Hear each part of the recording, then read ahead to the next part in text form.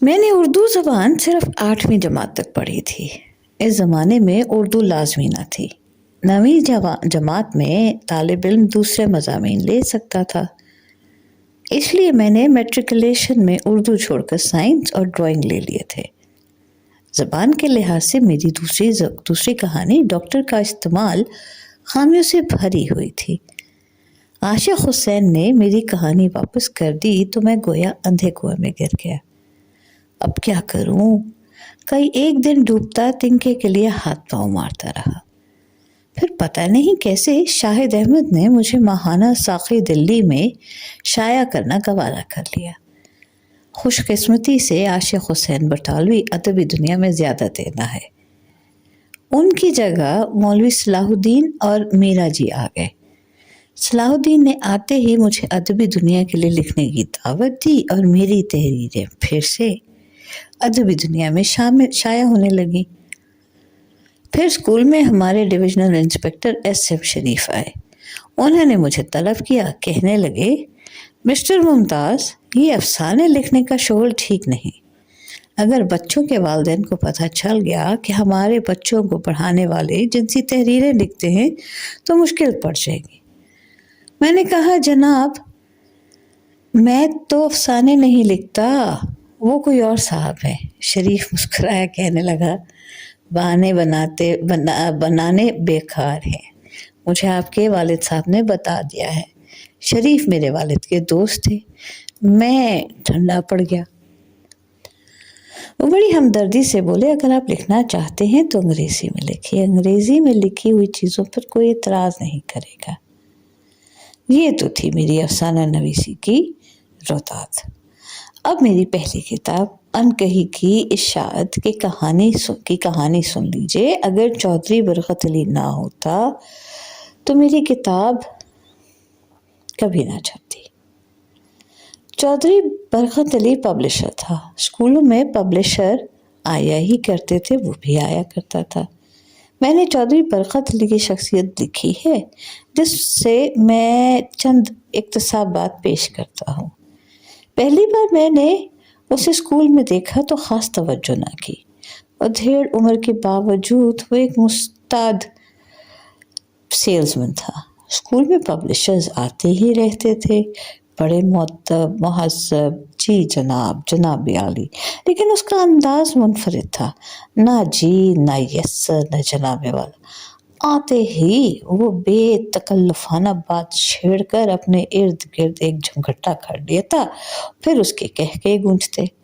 مجھے پبلشروں سے چندہ دلچسپی نہ تھی، اگرچہ میرے مالی حالات بہت خراب تھے، تنخواہ قلیل تھی، گھر میں افراد زیادہ تھے، قرض پر گزر بسر ہوتی تھی، لیکن یہ بات کبھی نہ سوچی تھی کہ پبلشر سے مالی فائدہ حاصل کیا جا سکتا۔ دوسری دفعہ وہ مدرسے میں آیا تو تفریح کا وقت تھا۔ اساتذہ اسٹاف روم میں بیٹھے تھے۔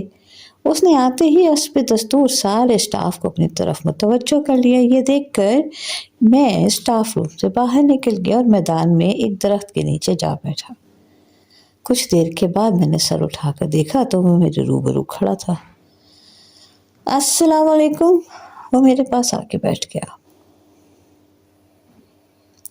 تمہارا نام کیا ہے؟ اس نے مجھ سے یوں پوچھا جیسے میں سینئر انگلش ٹیچر نہیں بلکہ طالب علم تھا۔ مجھے اس کی بے تکلفی بالکل اچھی نہ لگی، لیکن اس زمانے میں بری طرح سے احساس کمتری کا شکار تھا، سو بتا دیا۔ میرا نام ممتاز حسین ہے، میں نے جواب دیا۔ ان دنوں اسکول میں میرا نام ممتاز حسین تھا۔ کسی کو علم نہ تھا کہ ممتاز مفتی کے نام سے ادبی جریدوں میں لکھتا ہوں۔ یہ بات میں نے التزاماً چھپائے رکھی تھی۔ میرے ساتھی اساتذہ رسمی اخلاق کے دیوانے تھے۔ میری تحریریں نفسیات اور جنسیات کا زاویہ لیے ہوتی تھیں۔ یہ زاویہ نظر ان دنوں ممنوع تھا۔ دراصل اسکول کی ملازمت کے ابتدائی دور میں ہی مجھے یہ احساس ہو چکا تھا کہ میرے خیالات میرے ساتھی اساتذہ کے لیے قابل قبول نہیں ہو سکتے۔ انہی دنوں عذرا اتفاق میری ایک تحریر ہمارے اسٹاف کے ایک ممبر کے ہاتھ لگ گئی۔ وہ اس جریدے کو اسٹاف روم میں لے آیا اور سب کو مخاطب کر کے اس افسانے پر تنقید کرنے لگا۔ افسانے کے اقتباسات سن کر جملہ اساتذہ نے لاحول پڑا۔ پھر وہ مجھ سے مخاطب ہوئے، کہنے لگے کہیں یہ ماسٹر پیس آپ کی تصنیف تو نہیں ہے نا؟ میں نے انکار کر دیا۔ وہ مطمئن ہو گئے، پھر مجھ سے کہنے لگے ادب کے نام پر ایسی اخلاق سوز باتیں لکھنا کس قدر افسوسناک بات ہے، کیوں ممتاز صاحب؟